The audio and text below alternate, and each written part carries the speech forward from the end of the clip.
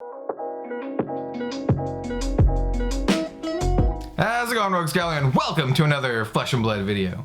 Today we have a very interesting lore spotlight, I guess you could say. There is a card in Monarch that really wasn't spoiled, but you know, it's in Monarch. It's a majestic generic card called Nourishing Emptiness. And first of all, I love this card. I think this card is fantastic. We're gonna kind of go into it in detail when we kind of swap to like a different view. I'm gonna get on my like computer, and we're gonna look at the card in like very large detail because there's some really cool stuff in the art there. So the card is sweet, but the art has some very interesting hints as to the potential fates of some of our favorite heroes. I don't want to spoil too much. I mean, I think the title of the video already spoils it a little bit. We're looking at potential deaths of some of our favorite heroes. And when I'm talking favorite heroes, I mean, yeah, man, like, what's your favorite hero? They might be on this. There's a very good chance they might be on this. So yeah, before we get started, I do want to mention that today's video is brought to you by FAB, the premier Flesh and Blood database and deck building website. It's going to be really important to go there and, you know, brew your Monarch decks. And I know I'm going to do that. That's how I'm going to, you know, brew my decks up. So yeah, check out FabDB, link in the description down below. I also have links to various other things as well down there. But without further ado, let's get into like this lore focused video. I typically don't do this, but this one is so interesting and so cool. It's featured on such a cool card, and it's so interesting that I just had to do it. So let's get started. All right, and here we go. Before we get started, I do want to show off this awesome looking artwork here. I mean, just look at this.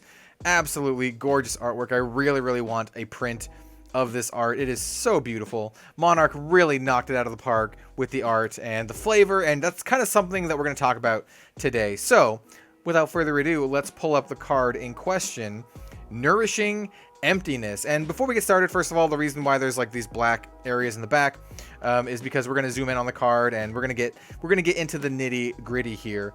But I also wanted to shout out the people who brought this to my attention. I just kind of saw this on the Facebook fan page. Ortho Stice is the name of the person who pointed this out initially. And let me pull up the other name too, because I want to give credit where credit is due. This image is actually from Antoni Mazlanka. I'm so sorry if I pronounced your name wrong, but the image is from them, and it's a scanned image, right? It's a scanned image of the card, so that's why there's like some little little hairs and like, you know, that kind of stuff here. So it's a scanned image, but we want the scanned image so we can get like the full breadth of what's going on here. So the card is Nourishing Emptiness. First of all, I love this card. Spoilers, it's one of my favorite cards in the entire set. Artwork is great, effect is unique. I absolutely love it. It's a majestic 2-cost, 6 attack action. It says, while there are no attack action cards in your graveyard, Nourishing Emptiness has Dominate, and if it hits, your hero gains +1 intellect until end of turn, which means you would draw up an additional card. So you would draw up 5 cards. I think this card's really good in Shadow Brute, where you want to banish a bunch of cards from your graveyard, so there's a good chance that you don't actually have anything in your graveyard, and it can get the Dominate and that extra card draw, which is amazing. Also, I think this could be good in Viserai, maybe? In like a control Viserai deck where you're only running like a couple of these anyway. I don't know. Maybe. In any case, I think this card's pretty good. The flavor text is very important. It says, every story has an ending. I wonder, what shall yours be? Kirigami, which I assume is this person in the art here. And we're going to zoom in. So let's look at this person in the art. First of all, she's kind of, at first you're like, oh, she's very pretty. But when you kind of look more, she's like actually very creepy. Like, look at her hands. Like, I'm not sure if, are we capturing the mouse here? I don't think we're capturing the mouse here. In any case, look at her hands, right? They're like way too long. Her hands and her fingers, they're very creepy looking. So that's one of the first things I noticed when you zoomed in. Like, it's very creepy looking. Definitely takes place in Mysteria, where like Ira and Ninja Man is from. Why can't I think of his name?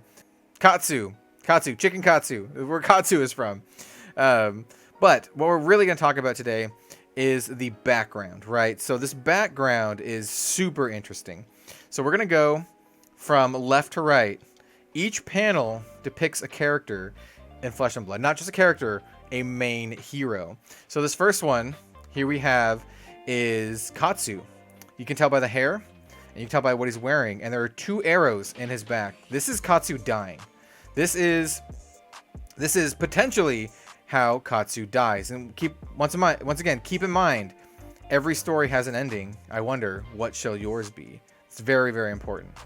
Second panel. This is Kano, right? It's really hard to tell what's going on here. It's hard to tell if he's like on fire or if he's like controlling fire. I mean, like he's like a fire wizard. So this might not be his death, right? This might be like an ascension or something. It's hard to tell what's going on with Kano here. But Katsu is definitely dying. Third panel is Bravo. This is definitely Bravo. He's wearing his like red suit, rolled up sleeves, long hair, but he's just kind of walking away. He's like, it's almost as if he's turning his back on the viewer. Maybe walking away from duty, turning his back from his purpose. It's hard to tell. It's just all speculation, but very interesting. The fourth panel is a little bit more brutal, and by a little bit I mean a lot. This looks like it's Ira, and Ira is getting ran through. Someone is stabbing her in the back, and this is something I want to note, by the way. Most of the deaths here, they look like dishonorable kills. Like, not just dishonorable deaths, but it looks like they've been done wrong. So, like, Katsu's getting shot in the back, and Ira's getting ran through from behind. So this is Ira. This is potentially Ira's fate. The next panel, we have a figure being attacked by a couple monsters. They look like, I don't know, werewolves, beast dogs, demons. But if you look closely, you can see they have a quiver on their back, and they kind of vaguely resemble Azalea. So I would be willing to bet, I would bet money, that this is depicting Azalea dying, being attacked by several monsters. And you can see the red, man. The red around the neck, the red around, like, the I don't know, hip area. And then the final panel, we have a long-haired, armor-clad figure being impaled from behind by a spear. This is Dorinthia. This is how Dorinthia dies. And each of these panels is a separate panel, right? This is not all happening in the same place. This depicts different areas, though the tree in the background here for Dorinthia and the tree for Katsu and the grass, they look similar. Those two look similar just because of the trees and whatnot. Though the trees kind of look a little bit different with the leaves and all that kind of stuff. But basically what we have here are 6 well-loved Flesh and Blood heroes dying. Well, sort of, right? We don't have Bravo's not dying. He's just kind of walking away, and I have no idea what's going on with Kano. He looks like he's on fire, but I mean, he controls fire, so maybe he's just like powering up, or maybe he's like ascending or something. But I think there's a lot of very interesting lore implications for this. Like, have these heroes already died, right? So this card is coming out in Monarch, where like previously we didn't know what's happening with these heroes. Is this something that could happen? Is this something that will happen and we'll see in the future? Or is this just kind of just like a possibility, you know, just hinting at stuff? The fact that we have these characters depicted on here, I don't know, man. Legend Story Studios, they're smart people. They don't mess around, and I think this is some sort of hint or Easter egg at what's to come.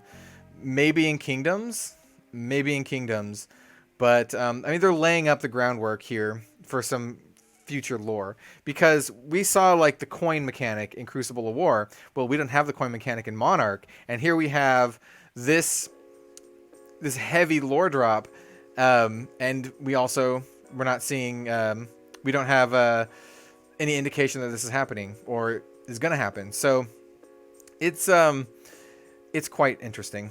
It's actually quite interesting. One thing that I want to note that I thought about while looking at this and looking at the dead heroes is I thought that someone might die in Monarch because of a card called, what is it? It's like Memorial. Hold on, let me pull it up here. All right, this card, Memorial Ground, and it says memories fade, but their names remain. And then there's some graves right here, right? We have some graves, and whose graves are these? Dude, I don't know. I have no idea whose graves these are. We just have like these iconography, like, you know, the tombstones, headstones. This is something when I first saw this card, I'm like, wait a minute, who died? And then we also saw this in the same set. Oh man, I don't know. I don't think so. The way these characters are dying, other than maybe Azalea, doesn't look like they died by what's going on in Monarch. Because Monarch is like angels and demons, right? It's like angels and demons, good versus evil, armies of light versus the armies of shadow. It doesn't look like Katsu died by the army of light or shadow. Like he got shot by an archer or something, which could be, you know, on either side, but it doesn't feel like it. Same with Ira, same with Dorinthia. Azalea, maybe. I mean, she's getting attacked by some weird monster things.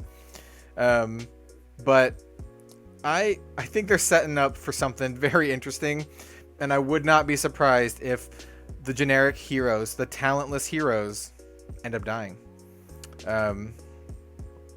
It's also worthy of noting who's not here.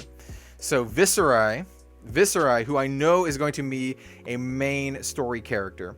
Viserai is not here. Who else is not here? Dash is not here. So here we have, okay, so we have Katsu, Dorinthia, and Bravo. We do not have Reinhardt, so Reinhardt's not here. So Reinhardt's not here from Welcome to Wraith. And then Dash and Viserai are not here. And then there's a bunch of other, just like, you know, Cavdane, KO, all, you know, a bunch of random young heroes. And then obviously all the new ones too, from Monarch. So I don't know, man. This is just really interesting. I just wanted to bring this to your attention because I think it's super interesting. I think it's super cool, and I think it's something that they could do in the future. I love the fact that they're like adding like these little lore hints into the artwork, especially like very like subtly in the artwork. I would love for this to be a playmat or an art print.